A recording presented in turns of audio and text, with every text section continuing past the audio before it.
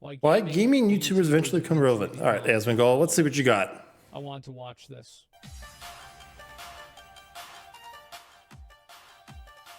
Damn. Wait, what did this go from? 5 million to 7,000? Holy shit, Wait, that sucks. What? Oh.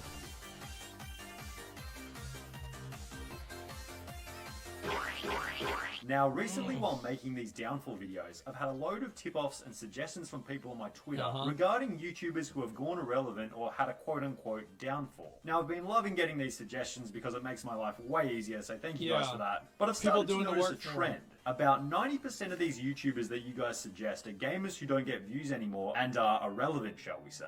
People like Gold Glove TV, 1.26 million subscribers. Yeah, I've heard him too. His name sounds familiar. 300,000 subs, 10k views per video. Yeah. Sandy Ravage, 436k subs, Gold 10k Glove views per video. Gold It seems as though the gaming genre is super volatile and way more exposed to irrelevancy compared to any other video genre. Why do I remember Gold Glove? I think that's because the content gets stale. Yeah. It's because the content gets stale, they keep doing the same thing, people's interests change, and they don't care anymore. I agree, because that a lot of gaming YouTubers become irrelevant, but do you ever think Markiplier is going to become irrelevant? Fucking never. Because he's great. He's funny. He's got a great voice. His video quality is great. And I'm pretty sure that Markiplier doesn't... See, here's my thing, is that... And this is just what I'm thinking. I don't know too much about any of these people, but if you center your content around one game and that game dies out, or it becomes irrelevant, your content becomes irrelevant. I think Markiplier, his content centered more around himself, and he makes content, I think, on multiple games. I could be wrong. I know the name. I've never seen any of the guy's stuff. I've never checked them out. But that is my hypothesis, that if you center your content around a particular game and that game burns out, your content is going to burn out unless you change it up.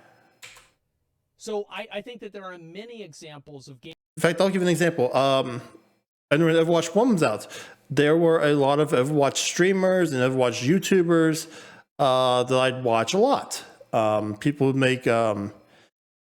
tips videos on how to rank from bronze to GM.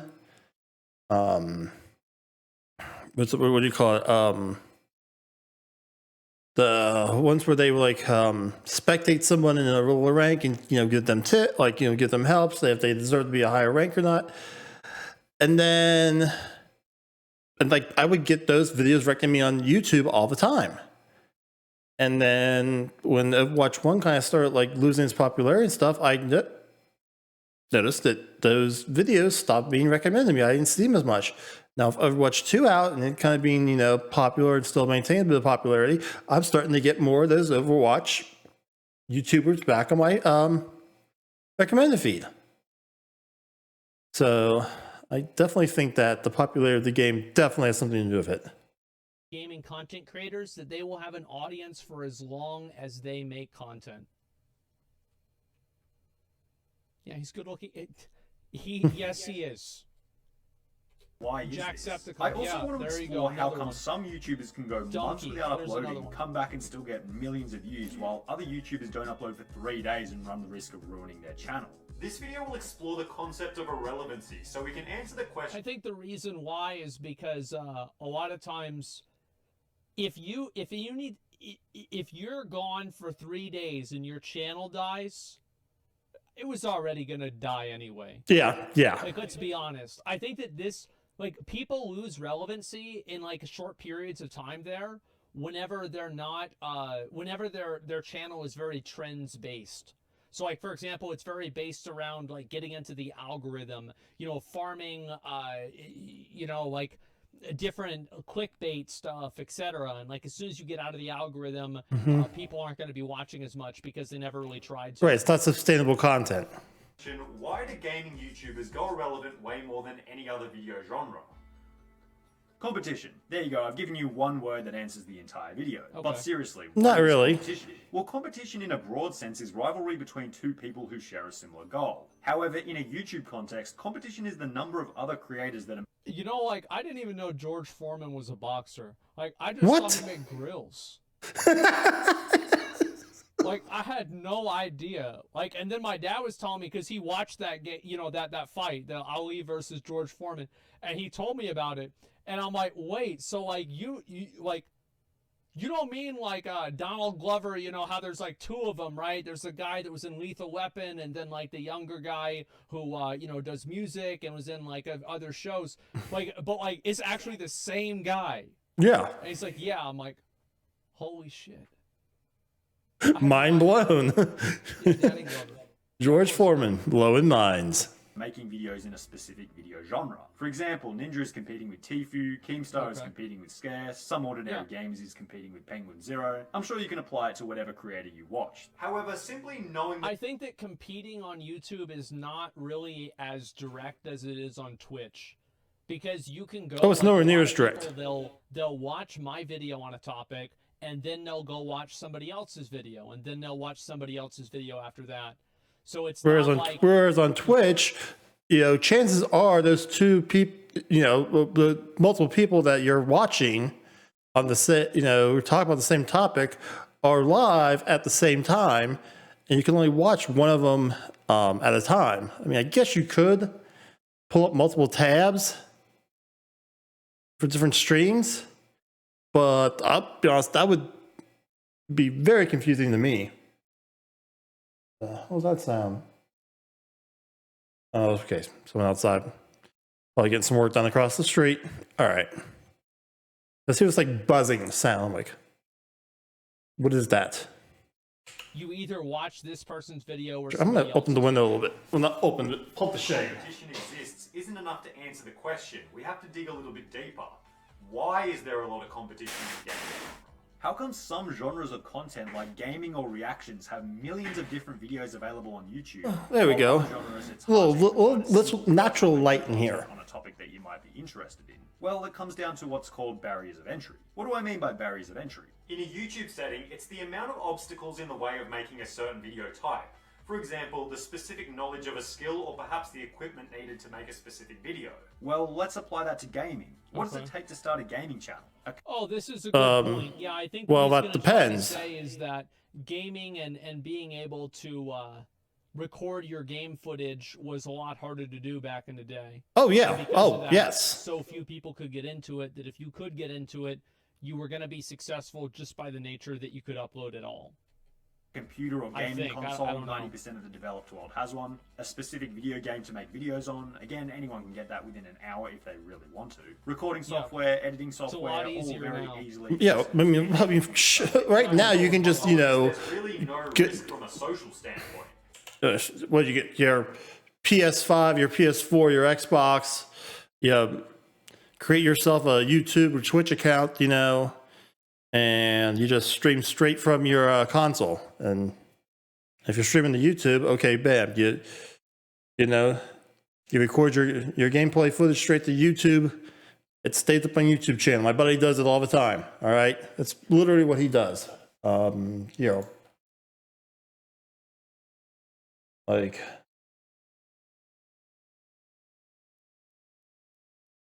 If you just go to the live tab section of his YouTube, like this is what he got. See, boom, look at this, you know, and it's gonna they pretty much, you know, anytime he plays a game on PlayStation, he records it, you know, and this goes back. Oh, how far does it go? It goes back a couple of years now, I believe.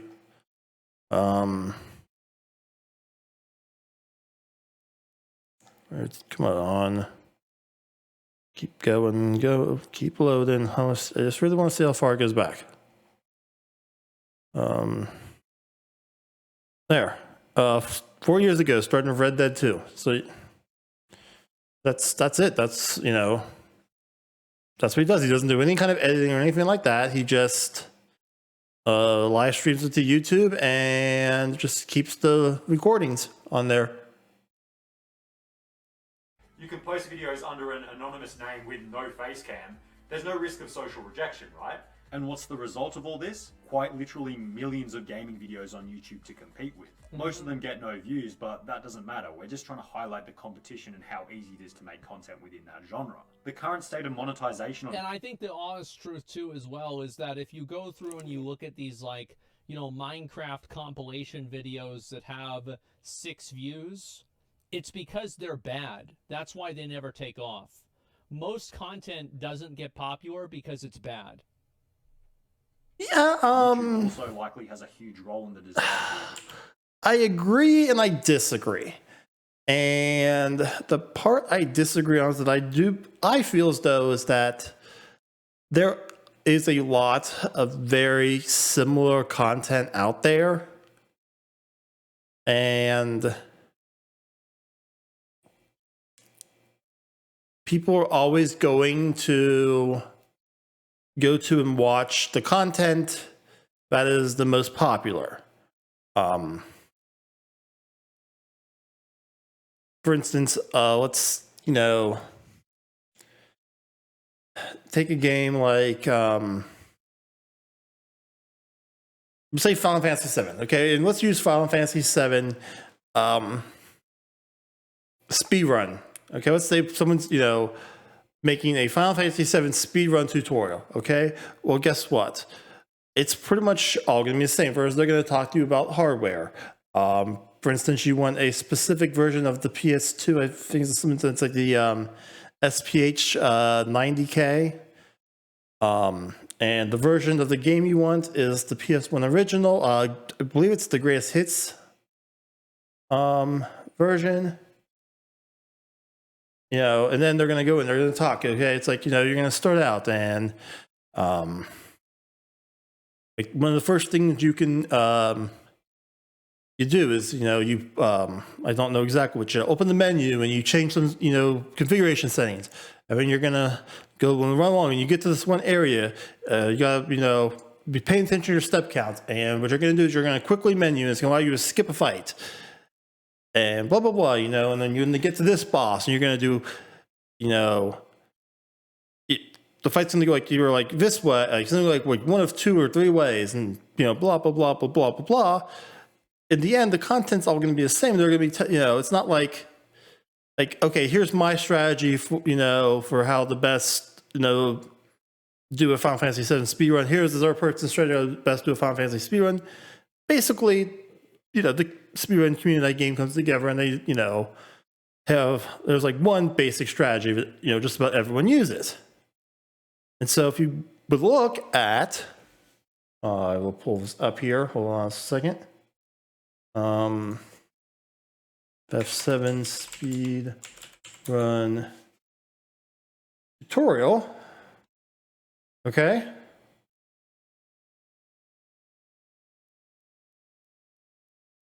Well,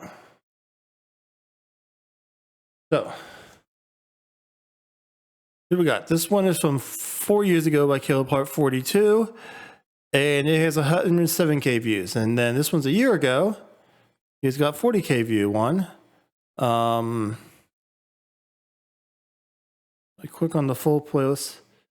This one has 20 videos from David Stereo, and it's got 13,000 views. It's for our last update on April 8th, 2020. Here we are. This one, Dash Retro, has 476 views from 3 months ago. You know, I can see, I'm not seeing even. Yeah. And that's the thing. So, like, you know, I guarantee that people, you know, when you look, I search, now maybe it's because, wait, I follow him on this. Yeah, I don't see. I didn't even follow. I don't even have people on my follow list on this one. But you know, I search FF7 speedrun tutorial. This is the first one's going to pop up. Guess what I'm going to do? Bam! I'm going to watch this. You know, okay. And I think that's one of the. And I guarantee you, if I watched his tutorial, actually, the thing is that I would probably actually watch the Dash Retro tutorial because it's newer and there might have been some new developments. I actually don't, I've watched a lot of FF7 speedruns. I've never actually done one. I don't know all the ins and outs. Gaming content creator. With so many different video styles becoming demonetized, there's far more incentive to go with a safer genre like gaming. On top of this, the gaming genre in itself already offers loads of incentives that you might have over other video types. Sponsorships seem to be way more prevalent than other video genres, and also you can stream on Twitch if your YouTube channel becomes big enough, an incentive that's not offered by other genres. It's not necessarily true. Not anymore. This video is a little bit older, so yeah. Another aspect that adds to the level of competition is the fact that it's really difficult to differentiate yourself from other gaming YouTubers. Suppose that you're all playing the same game. Where's the point of differentiation besides the level of skill? I think that, like, really, if that's a problem for you, then you're either playing the wrong game or you shouldn't be making videos. I never had a problem, like, finding a differentiation between what's the difference between watching my WoW streams and watching somebody else's? Or what's the difference between watching my Dark Souls streams and watching somebody else's? I think if you can't answer that question, stop uploading videos.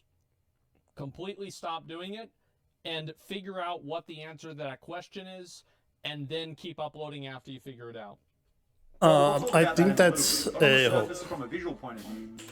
I think that's a good point. See, I can't really disagree because I don't like WoW. I never got into WoW. So I only really watch Asmongold's content when he's doing reactions. And, I'm sure maybe if I took the time, I could probably find some difference between him playing WoW and some like Andy Fuchsia playing WoW, or like S-Fan, I think he plays WoW.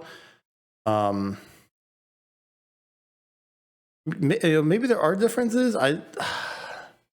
But to me, they're just it's a very subtle difference. And but like I said, I don't really like WoW, so I can't really comment too much on that opinion. But I do kind of disagree that there's, and even if unless the difference is so minute, and that's what all it needs is to be a very minute difference. If that's his point, then yes. But if he's saying that his WoW content is vastly different than any other, WoW streamer's WoW content, I have a hard time agreeing with that. Maybe a slightly different overlay, slightly different editing, slightly different webcam, but overall, differentiating yourself from the crowd in a way unrelated to gaming skill can be difficult. We can use a comparison example like Tfue and Ninja. If you put their streams or videos side by side, they really aren't that different. But the thing is, you can compare these two high-level streamers to any other lower-level streamer or YouTuber, and it'll be a pretty similar comparison from a visual standpoint. Well, like, if you look at this guy, for example, like, I don't know about this, but it looks like he's on his phone. Yeah. Like, he's on his phone, he's got, like, this annoying fucking banner in the middle of the screen. Like, come on. Like, it's okay, yes, if this is what you mean by a difference, then yes. The camera angle fucking sucks. The background is weird. The camera is in a weird spot. Yeah, I mean, come on. Right. Yes, to that point, yes. But if we're talking about straight up the simple content of the gameplay, he was funny. He doesn't give a fuck about anything, and he's good at video games. But now let's look at some examples on the opposite end so we can have some contrast. What about those extremely differentiated YouTubers in a video genre with high barriers to entry? Let's talk about Vsauce. If you haven't heard of him, then you're probably living under a rock. But he's a science YouTuber. Never heard of him. That's a lot. He uploads very rarely. For example, his last upload was 4 months ago in February 2020. But 4 months isn't even that long for Vsauce. I think it's been a little longer than 4 months. Was 9 months ago. And 2.5 for 2020. But these videos all still got millions of views. Imagine if any gaming YouTuber that you can think of uploaded 3 times in 2 years. Barney. And whenever Barney makes her next video, everybody is gonna watch it. It doesn't fucking matter. The only Barney I know is an annoying purple dinosaur. Fucking look at. I feel like Donkey doesn't upload that often. Yeah, Donkey doesn't do it that often. Who else? Seth doesn't upload. Pint. Yeah, it doesn't matter. The reason why it doesn't matter that they take a long period off of making videos is because they're entertaining, they're funny, and the videos stand on their own. A lot of times, like watching Ninja play Valorant for the 35th game today is not as exciting as watching Barney get Scarab Lord. Like, there you go. I gotta check out who's this Barney. Yeah, internet historian. There you go. Mad Season. There's another one.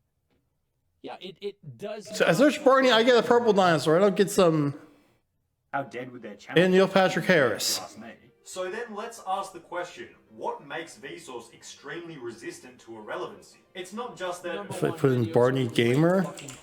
Actually, you know what? Let me just let him fucking talk about it. Vsauce makes good content because there are loads of creators who make great content and still end up going irrelevant. It's that Vsauce has a skill that no one else on YouTube can replicate. Particularly his knowledge and interest in I have no idea who they're talking about. Where no one else can compete with him. There's very few people that have the knowledge that Vsauce has, and of those who do have that same level of knowledge, how many of them have the ability to create engaging, well-edited videos like Vsauce? He's so far ahead of the pack with his skill set that no one else has any hope of catching up. Another example is someone like Brody TV. His skill is that he has the ability to go out and embarrass himself in public and look hilarious while doing it. It's something that no one else is willing to replicate because it can be embarrassing and awkward to film. You need a cameraman who's willing to follow you around for a day. It's not easy. It's a difficult type of content to produce. It has high barriers to entry. But difficult can be a good thing because the resistance to irrelevancy is much higher, considering there's minimal competition and very few alternatives to watch if you want that type of content. Final example. Yeah, some people like that kind of stuff.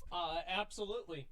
And other people, young people, are always relevant. I don't know about that. It depends, being cringy. Yeah, I thought that was kind of weird, but like the other ones were kind of funny, and it just really kind of depends on what it is. Overall, it's like, yeah, if somebody's funny and they're unique, it doesn't really matter if they take breaks or stop streaming or stop making videos. If they come back and they're making that same content, then people are going to watch. That's yeah, I agree with that point. That's fair. What does he have in his videos that no one else can replicate? Well, he has a lifestyle that very few can replicate. He has a non-douchey influencer personality despite all of his success. Another thing that not many people can replicate. And on top of this, he has filmmaking skills beyond this world that no one can even get close to replicating. Yeah. He has so many skills that make him indispensable on the platform. And the result is that he can make YouTube videos that no one else will ever be able to replicate on the... This is also seriously like a very true thing that a lot of people try Bro, to seriously, when skiing down the middle of the street? Is that if you don't have a skill or you don't know something that a lot of other people don't know, why would anybody watch you? Like, you either have to be really entertaining or you have to be like really good at something. And like, this is even true with like some that's fair. Like that's my biggest failure. I have no skills and I'm not entertaining. Time off of doing this, and they come back and they have just as many viewers, if not more. And you know why? It's because they're really hot. That's why. It's that simple. And it doesn't matter if they take a break, because whenever they come back, they're still hot. And so people are going to keep watching. And I'm not hot. Damn it. 0 for 3. Wow. He's only uploaded Doesn't 5 times matter. in the last 4 months. I was trying to take a shot. Previously, but they're still pretty decent. If you were to upload 5 times in 4 months on a gaming channel, it's pretty likely that your YouTube career would be pretty much fried. So, avoiding irrelevancy appears to... And I think that one commonality, whenever we were talking about all the people that were not part of that, like Barney, Uber Danger, Pints, etc., is that all of those people are personalities first. Yeah. Like, they're a personality, and they're funny, and they're interesting, and that's why people come back and watch them again. Also, no personality, not funny, not interesting. Jeez, I'm really getting the short end of the stick here. On camera that very few other people can replicate without working on themselves first. Then let's apply that to gaming. Most gaming YouTubers don't have this type of specific skill that no one else is willing or able to replicate. Well, kind of. I say that lightly. I'll talk about that in a second. But firstly, I think we can all agree, if a gaming YouTuber doesn't post, there's 100 or even 1,000 other people playing the same game who are all easily accessible on YouTube for you to watch as a viewer. It goes back to the point that if you aren't consistently producing, there's always going to be another gaming YouTuber who is. But look at Doc. Doc stopped making content 2 times. Whenever he had the transparency issue, and whenever he got banned on Twitch, he came back. Still, people were watching him. Still, everybody was fucking watching him. And you know why? It's because nobody does it like the Doc. That's true. Yeah. It's literally. Yeah, but Doc is an enigma, though. Let's go further back to what I said about gaming exception? YouTubers not having. But why is he the exception? That's the point what I'm I've said making. is obviously not entirely true. In order for there to be certain gaming YouTubers that rise to the top, there has to be some sort of. Just because of persona. That's easy. The exception because of the whole persona. Tifu or a ninja because they're exceptionally skilled at the game that they're playing. But what about, for example, like those Minecraft YouTubers where there isn't a specific skill aspect to the game? What is their skill? It's not like you need to be exceptional at the game to be an entertainer on it. Well, that is their skill, entertainment. being and this is why so many of them go irrelevant over the long term. Entertainment in stopped being itself is an entertaining. extremely volatile skill, especially in the gaming world because everyone is entertaining in some aspect. So then we might ask, what's the incentive for watching an entertaining YouTuber with a limited skill aspect? It's the game they're playing, right? You like the relatability of... Well, people don't care about being good at a lot of video games. Yeah. Like, they would rather watch a game that's like... They would rather watch somebody who's really funny than somebody who's really good. And it also depends on the genre. Like, for example, MMOs, people want to watch somebody who's really funny, which is lucky for me because, you know, I can do that a lot better than I can do being good at the game. But however, if it's FPS, everybody's going to watch Shroud because Shroud is really fucking good at the game. That's his focus. He focuses on being really fucking good at the game, and he does that. I totally forgot what I was going to say. Do something in a game Totally forgot what I was going to say. Yeah. Time. But what happens to both types of gaming YouTubers, the skilled and the unskilled one, when the game that they're playing begins to decline in popularity? Well, your audience is going to decline naturally, and there's nothing you can do to stop that. If people aren't interested in the game, people aren't going to watch you, period. You can be the... Oh yeah, this definitely happens. Like, people have like a big game that they get really attached to, the game dies, and so does their channel. That's just what happens. Okay. Failure Yeah. to So yeah, adapt, the point I made in the very not beginning. able to diversify. This happens to a lot of people. Rolls Royce of entertainment and the most skilled player on a specific game. But if the world isn't interested in that... It's like World of Warcraft is a great example. 10 years ago, people cared if you were good at Arena. Now it doesn't matter. So if you're good at Arena nowadays, nobody really gives a fuck. You're not going to be able to build a career being good at Arena. But if you were really good at Valorant, then you would be able to. That's just the truth. Okay. a game you're playing, you're not going to get views. And of course, there are exceptions to this, like PewDiePie and other variety creators, but generally speaking, if the game that the content is being made on is on a decline, the views are also naturally going to be on a decline. Case study, someone like Noah. I think also another reverse case study for this is, I think it was Seth who made a video about Dwarf Fortress before the update. And obviously this was not a very popular But maybe game. about what? It was an extremely popular video. Because people use the video as a canvas to tell a story. And at that point, it doesn't necessarily matter if the game is good or popular or not. It matters whether the game is conducive towards an entertaining experience. Noah, following Well, yeah, it's all about entertainment. Entertainment is the number one thing. He was uploading quite literally daily, very high quality content. But given the decline in the game he was making content on, the growth just wasn't there. So when the game that the specific YouTuber is known for begins to decline in popularity, what happens to those gaming YouTubers who specifically have that gaming skill on a particular game? I've seen that a lot with WoW. Is that, like, especially recently, there's a lot of, like, WoW content creators, and their views are just so low. It's so bad. I feel bad for them. But it's like people just aren't that interested in consuming WoW content right now. That's just the truth. Yes, this is one of the reasons why, like, I read like Twitch growth strategies and stuff, and anytime I hear the advice that you should make your content center it around one game or two games that are very similar, this is where I start to question that advice. Like, well, yeah, but what happens when that, game either dies out or, I get tired of playing that game? What happens to my content? Well, my content fails off. That's why I think that you need to center your content around yourself. Now, if you center the content around you, the content creator, the streamer, then when you switch to different types of content, you switch games and stuff, hopefully you'll be able to bring your community with you. Hopefully, because they're there for you, not for the game you're playing. And it's not your fault. You didn't make the game like this, but that's what it is. People like your Tfus and your ninjas. Well, they have two options. They can stick with a game that they're exceptionally skilled at and are making content on, but it's a sinking ship given the declining viewership. They're not stupid. They know that games come and go, rise and fall in popularity. If they stick... Okay, well, here's the other thing. Okay, so Tfue Ninja, right? Ninja, he got his start in Halo. He was a competitive Halo player. I think so now he plays Valorant. He plays a certain type of game, which, FPS type games, and he's good at those type of games. Same thing with Tfue. I know Tfue back from the Destiny days. He would play Destiny Trials all the time. That's I think where he got his start, actually. And then he went to Fortnite. I don't know what he plays now. I don't follow him. I never really. But I'm gonna guess he's also one of those people who's in Valorant, who's in Modern Warfare. So it's. But that's the thing, like with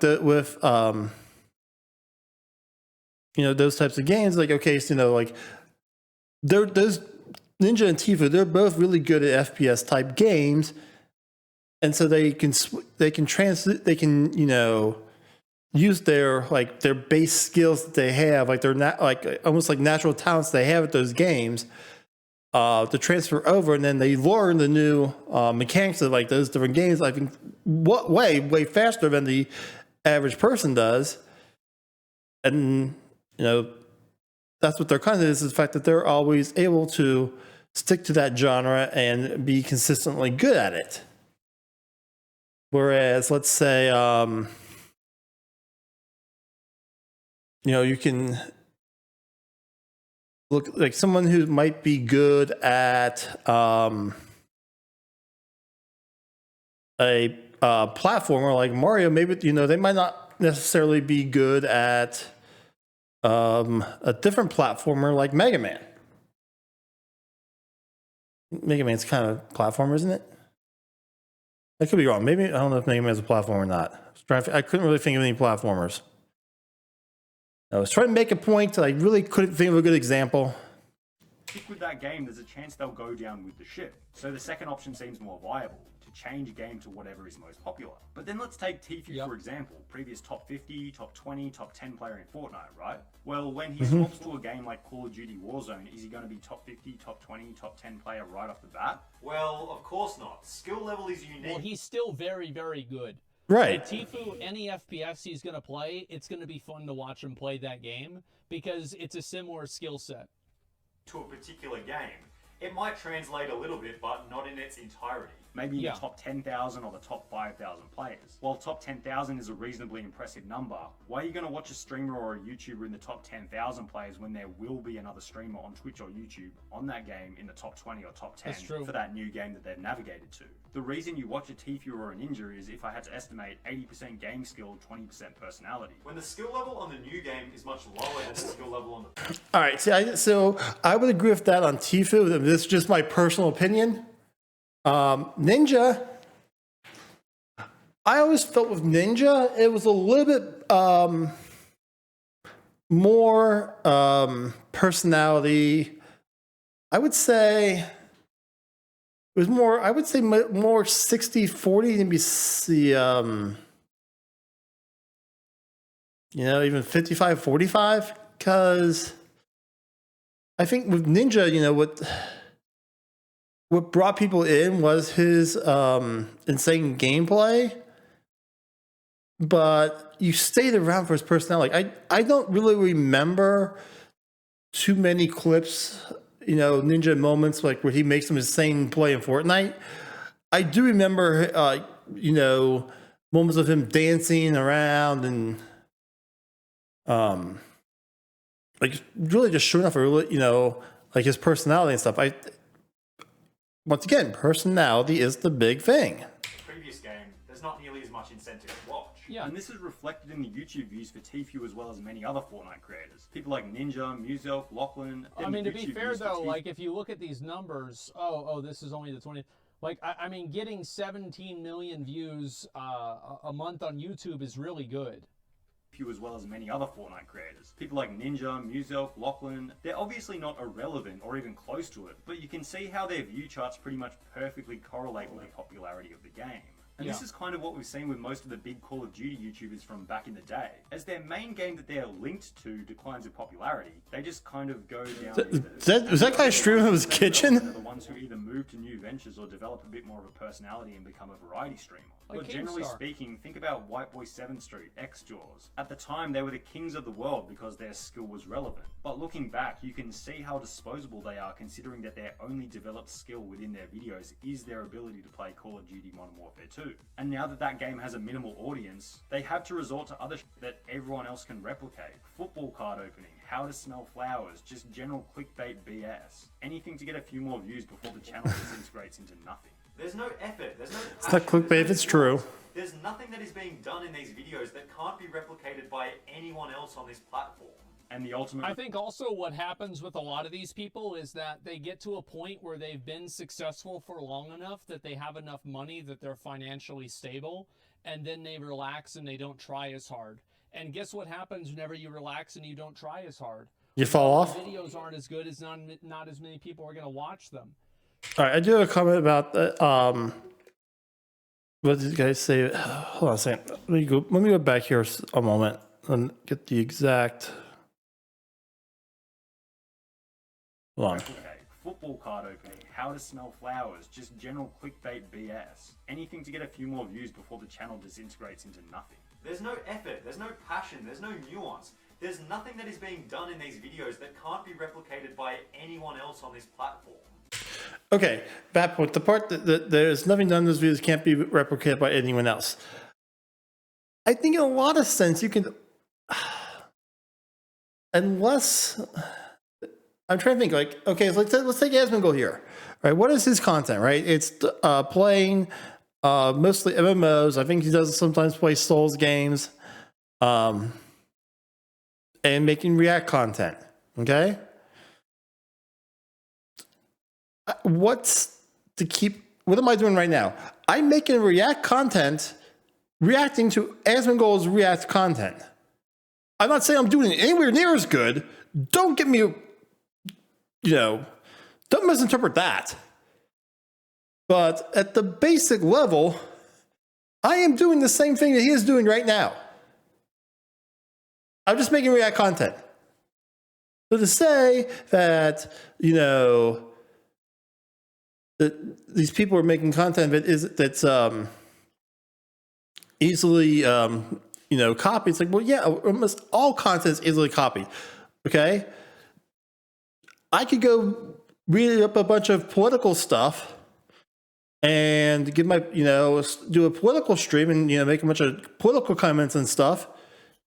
That doesn't make me the next Hasanabi. But I mean, I'm doing political content just like he is. I feel like I kind of like soak myself around on that. And the ultimate... I think also what happens with a lot of these people is that they get to a point where they've been successful for long enough that they have enough money that they're financially stable, and then they relax and they don't try as hard. And guess what happens whenever you relax and you don't try as hard? Well, the videos aren't as good as not as many people are going to watch them. So like I see this all the time. It's like people fall off. Well, they didn't fall off. They got off. Result, a dead channel. That made me laugh. So then let's finish this video by answering the original Why are question. you Why there? do gaming YouTubers go irrelevant more than any other type of channel? Well, the videos and the channel popularity are often based on the popularity of something that's totally out of their control, the popularity of the game. On top of this, there's unlimited competition for the genre considering the low barriers to entry. Finally, differentiation beyond skill level is extremely difficult given the thousands or even millions of channels available for viewing. If you're a gaming YouTuber and want to avoid irrelevancy, it seems as though you have to offer something unique. Yeah, a unique imagine personality like CD and the Third, or exceptional skill across multiple games like Tfue or Shroud. You have to have something else that no one else can offer. Be like Vsauce, be like Bloody TV, be like Casey Neistat. Offer the YouTube audience something that no one else can offer. If you do, you'll have a cruisy time on the platform. Everybody makes it so complicated, but it's really not. Alright, that's going to be all for this video, guys. If you guys could like and subscribe, I'm going to put a thumb up for both because they both do the same thing. I would appreciate the hell out of that, but other than that, I will see you guys in the next one. Thank you guys for watching. Peace! Oh, that's pretty good, yeah. I like this video. And overall, it's just like, be better. The thing is that it actually is. It's like, oh, wow, people aren't watching my videos as much. Well, make better videos? Maybe it's because your videos suck. Well, I mean, like, maybe, like, that could be it. Maybe the content sucks. Like, just take a second and think, maybe it's not the world, maybe it's your fault. No. It is always the world's fault. It's your fault, chat. It's always your fault. I'm just joking, chat. I love you. It's not your fault at all. Yeah, just being aware can do the same. Streamers do the same. Streamers do that too. They co-part on viewer count. Oh yeah, I mean, like, of course they do. Like, viewer count is like the one fucking thing on Twitch that everybody is defined by. So of course people care about that. But overall, it just sucks. I mean, it does suck whenever your game used to be really popular and now it's not as popular anymore. Yeah, because you're more established doesn't mean you get to stop trying. Yeah. Gosh, I'm very fidgety. I keep finding things on my desk to fidget with. I was very well established, fidgeting with these little twist tie thing. and guess what? I was fidgeting with this. And there are so many instances of that Like, on Twitch, on YouTube, etc. Fidget with this camera for a bit, this wire. Now I'm onto my Destiny Ingram stress ball thing. They will get those viewers back. I can't. Something unique about a lot of these people. I have a hard time sitting still. Work very hard to accentuate. Pretty sure I have ADHD or something like that. I just never got tested. And this isn't a bad thing all the time. Sometimes people are like, I used to pump out one video a day, but I have a family now, and now I don't do it as much. The channel's not as popular, but I'm happier. And so you have to keep that in mind too. Like, whenever somebody is successful on YouTube or not successful on YouTube, that's not necessarily an indictment of their whole life. Oh, I need to get into content, AI content's becoming talk show. Transition's okay. Whatchamacallit here. Yeah, exactly. People just move on to audience and creators. Tons of streamers. Alien Isolation. As well. Well, that's because whenever most streamers. Oh my gosh, he still has. Whoa. It kills their channel. Oh, I thought the video was gonna be over. How many of you guys have seen like a WoW player diversify and play another game that's not WoW, and it just absolutely destroys their fucking channel? Like, they go from getting like 700 viewers to getting 70 viewers or 40 viewers or something like that. You? Not really. I mean, the truth is that, like, I've been very lucky. Like, Dark and Darker was super fucking popular. Like, and I never played that game. I just logged on and played it. My viewers went up. Like, everybody loved that game. Dark Souls, massively fucking popular. Final Fantasy, extremely fucking popular. I played Fortnite, and people liked watching that. Same with Vampire Survivors. Are there games that don't accentuate my content very well? Absolutely, and I try to avoid those. But overall, no, I've gotten lucky, and I've been able to stream other games and do very well with them. Yeah, but you're... Yeah, he's also a very established, streamer. That's, and how long has Asmongold been around for? Like, what, like a decade? Close to it? Like, that's the thing. I think, once you get to a certain point, I'm pretty sure that you're just kind of like, showing, like, I'm pretty sure that Asmongold could not, never play WoW again, and he'd still pull in tens of thousands of viewers. He could start playing, I don't know, trying to think of a game off the top of my head. You can start playing Goat Farm Simulator, and he'd get tens of thousands of views. Yeah, that's what I would say. Let's see here. And a new dev blog for Valheim just came out. That's because your main content is reacts. Well, the thing is, reacts are always going to be really popular because there's no barrier to entry with reacts. Like, That's people true. There want is you to no barrier. watch, and it's not diversifying. That's stopping what you're known for and doing something else. Diversifying is still sticking what you're doing. Doing OGs. Well, I think it depends on what it is. Like, I get what you're saying, but like that's clearly not what I'm talking about. I've seen you, the chance to see your personality, brought a lot from here too. Oh yeah, I mean that was very popular. Lost Ark was very popular. Like you know, the WoW Dragonflight stuff was really popular. But you can't look at high points and then say that's where things need to be. Like that's not really sustainable. And also like with Lost Ark, for example, my stream was popular because obviously I'm like one of the main MMO streamers of like the game, so I have like a, you know, fucking first mover advantage, a, you know, snowball effect with my channel whenever a new MMO comes out. Absolutely. So I absorb a lot of the hype viewers. But another even bigger reason why my channel was successful then was because of drops. There's massive drops. Like you go whenever Drops is another thing. and you see somebody on Tarkov that has 80,000 viewers. It's not because Tarkov's that fun to watch. It's because there's drops. That's the same thing with Lost Ark. It's the same thing with WoW. Like, do you think it was normal that my alt channel was getting 60,000 views running around Zereth Mortis talking to Cody? Fuck no. Like there's because it drops. And it's the same thing with the Johnny Depp thing.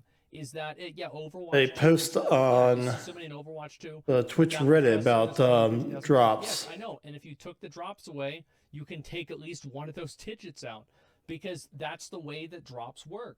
They're effectively view botting, but you know it's not really as bad because at least people are actually watching the stream. Anyway, Sorry, chat. so it's the same thing with. I gotta take this phone call. Just give me a second here.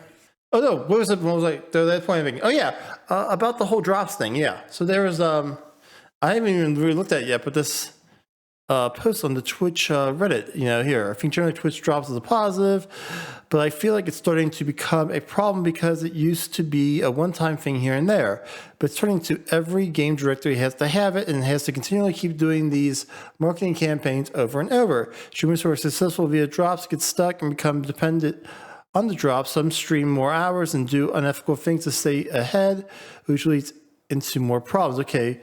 What does this person mean by unethical things? Like, can you give an example? Content doesn't really matter as much. Placement and visibility turn into the main driver. Maybe I'm thinking about this from a bad point of view. What do you guys think? You know, yeah. Okay, Twitch issues drops are not one of them. It's the kinds of streams I watch, but I never see anything to do with Twitch drops.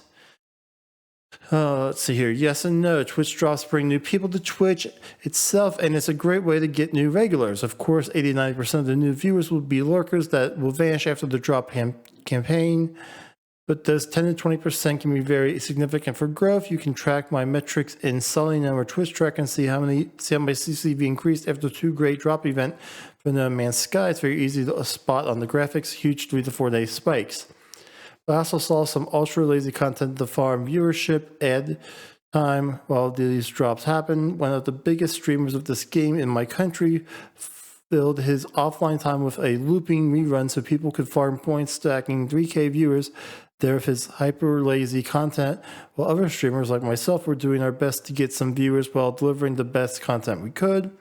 I'd say drops would be better if they wouldn't be allowed in reruns or lazy content. I definitely agree with that. Drops should not be allowed. Okay, so they shouldn't be allowed in reruns.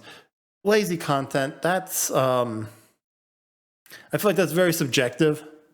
The phrase lazy content is a very subjective phrase. Like the streamer letting the game run on the background while watching YouTube videos. Oh, okay, if that's what, yeah. So in that example, yes, I would agree, yes. The streamer should have to be actually playing the game for drops of that game to count. To be honest, I wouldn't mind if the latter was banned from Twitch altogether. Okay. Last post here, I completely agree. I've seen streams for drops where the streamer just had their starting soon screen up for an entire hour. When I notice drops enabled for a game that I play, I try to take the time to find a good streamer with low viewers. Also, I didn't realize No Man's Sky had Twitch drops occasionally. I'll have to check. Okay, yeah. So yeah, I do agree on that.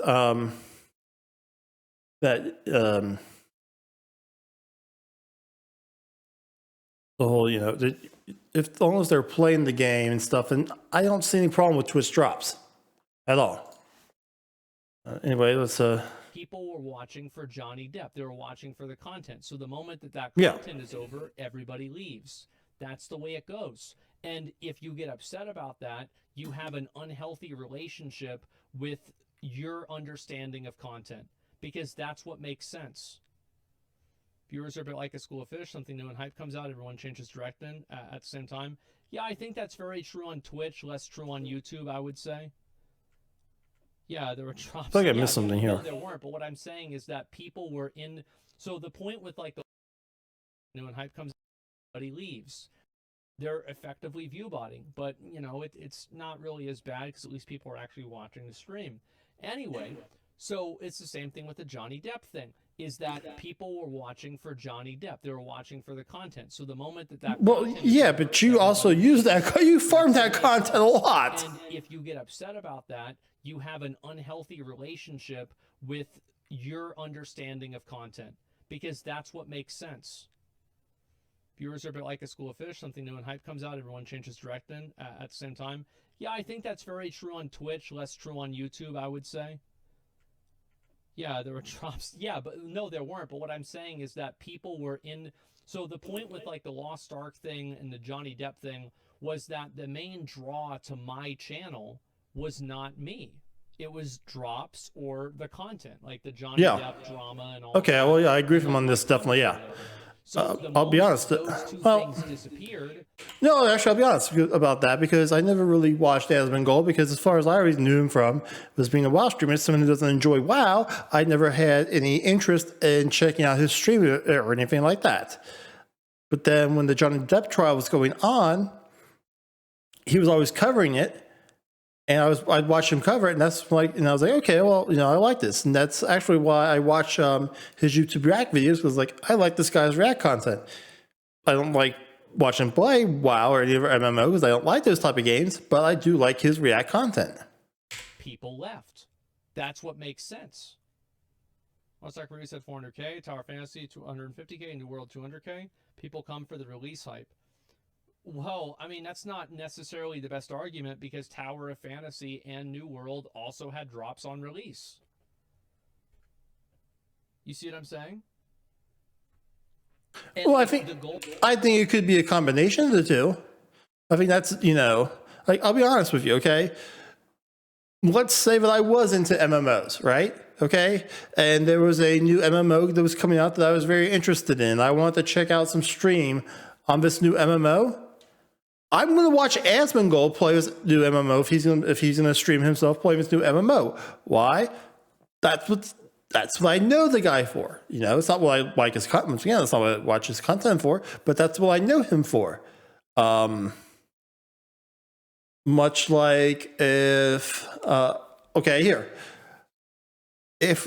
used to play Destiny all the time. Destiny was my life. I played, until I eventually just stopped playing Destiny. Here's the deal. If there's a new Destiny raid that comes out and I want to watch the raid, I'm going to watch Glad or Dado. But they're probably in my top 2 people to watch. Because that's, like, to me, they are the kings of it. And so that's why I'm going to watch their, them play. I'm not going to go and watch Johnny Bravo, with his, 5 or 50 viewers play it, because I don't know who Johnny Bravo is. I always know I've heard of the other 2 people. Yeah,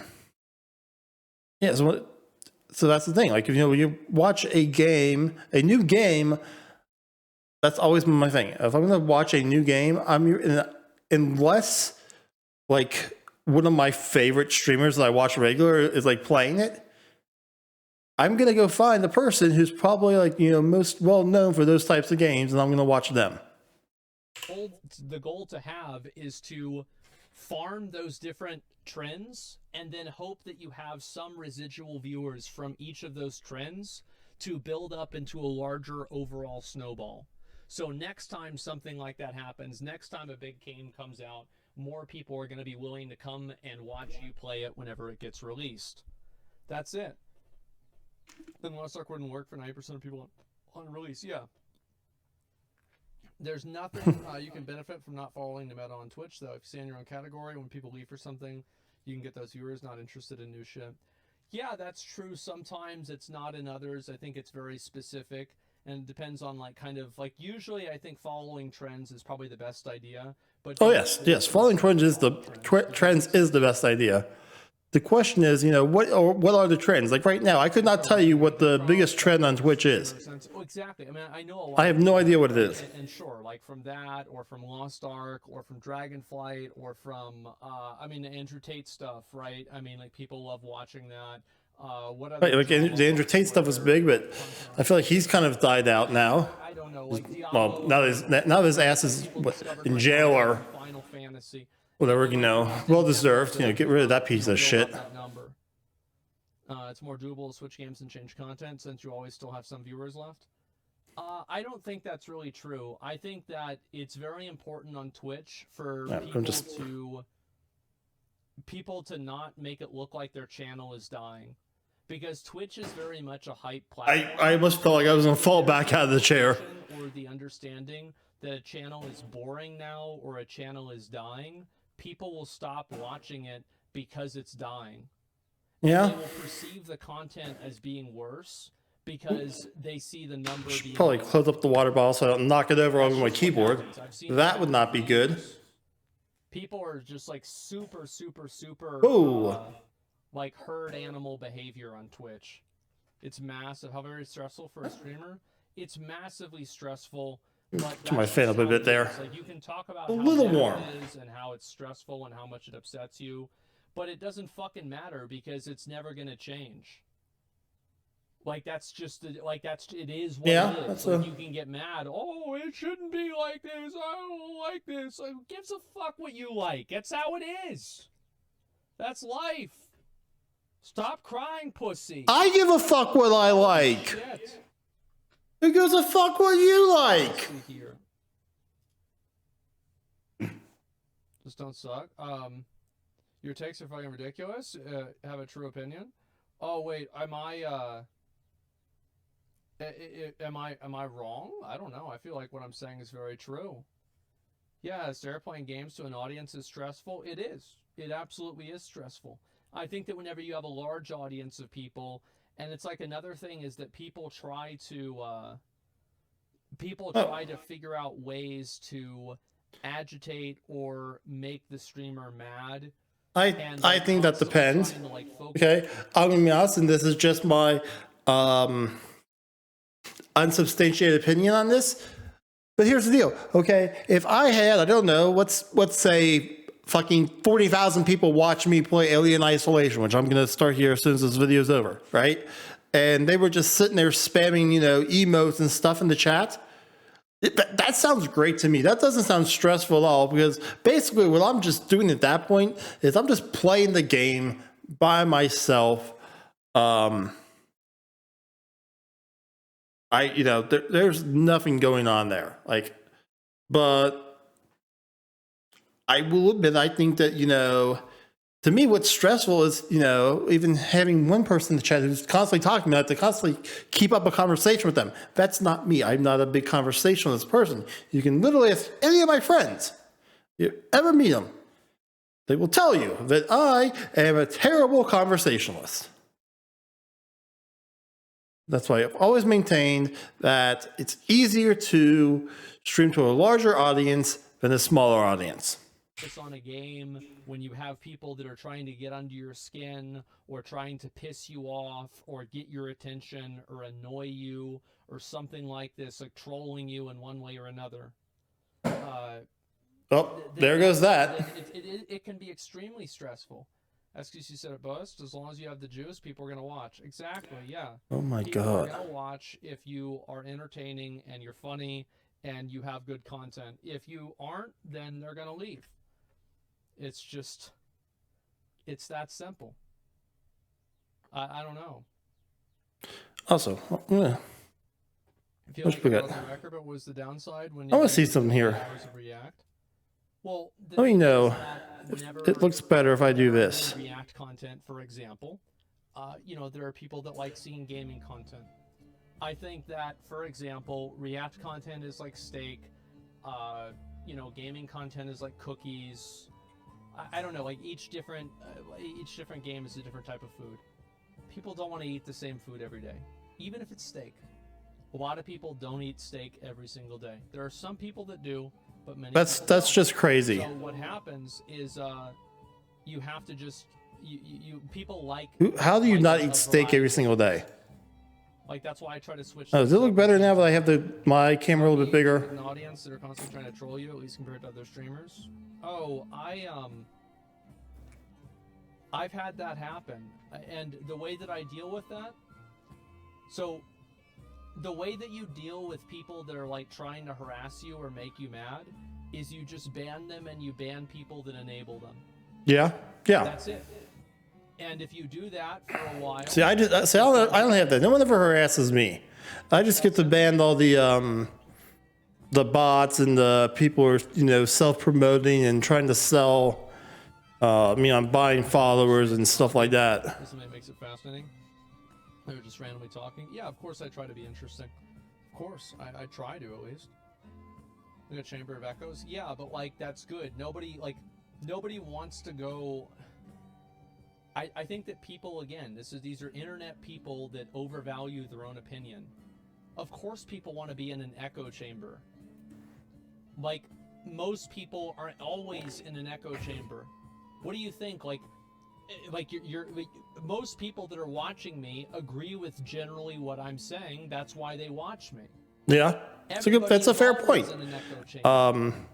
I generally like to watch people that I agree with. Why? Because they tend to not piss me I off. think it's just really disagreeable people that want to fight and argue, get mad whenever other people don't want to indulge that, and then they act like it's their problem. No, it's not. The audience has changed over the years, much less spurgy comments. Well, yeah, because they're banned. And that's how it works. It's so simple. What percentage of people are actually able to use this information proves factor entertaining. That's why we're here.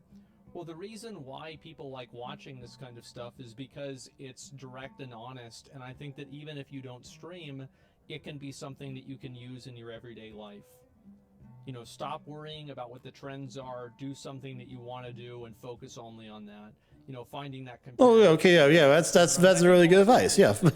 Hear, you know, what it's like to stream or something like that. Yes, find something you want to do and focus on it, and try and make it into your passion. Okay, I can agree with that. Yeah, for sure. Some content creators do reflect on themselves though.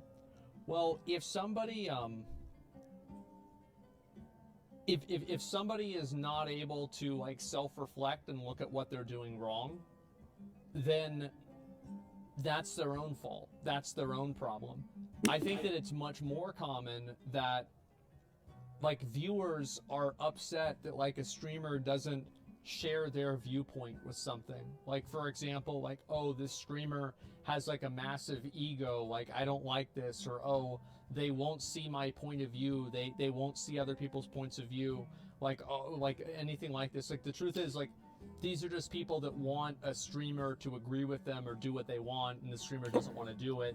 And so it's like now they make it out like it's a personal fucking a self growth. Well, I think that people, for the most part, whenever people do agree with them, they want to, they want to feel validated, and that and that their opinion is right. And also, it's really just it's tiring always fighting with and disagreeing with people all the time. Personally, I hate arguing with people. It drains the energy out of me. I'd rather just tell you I agree with you, even if I don't, just want to have to argue with you because it's so draining for me. It exhausts me like nothing else. And do something they don't want to do. So yeah, just don't watch them. Exactly. All right. Yeah. So that is going